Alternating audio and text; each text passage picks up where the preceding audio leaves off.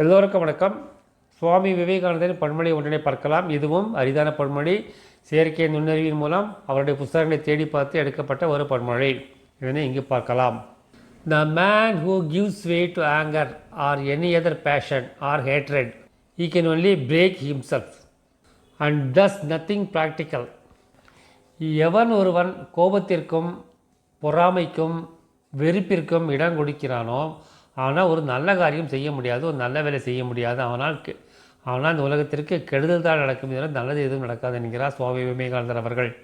It's a calm forgivable equitable mind does the greatest amount of work. அமைதியாகவும் நிம்மதியாகவும் மகிழ்ச்சியாகவும் இருக்கும் மனிதனே ஒரு நல்ல வேலையினை செய்ய முடியும். எவனால் மனதில் வெறுப்பு இருக்கிறதோ கோபம் இருக்கிறதோ அவனால் கெட்டது தான் நடக்கும், நல்லது நடக்காது என்கிறார். இது ஓரளவுக்கு இன்று நடக்கும் இந்த ஈரான் அமெரிக்க யுத்தத்தை எடுத்து பார்த்தாலே தெரிந்துவிடும். ட்ரம்ப் அவர்களுக்கு ஈரான் மீது கோபமும் வெறுப்பும் பொறாமையும் மற்றும் எல்லா வித உணர்ச்சியும் இருப்பதால் அவரால் ஒரு அழிவிடத்தை தர முடிகிறதே தவிர ஒரு உற்பத்தியினை, ஒரு நல்ல அமைதியினை உலகத்தை ஏற்படுத்த முடியவில்லை.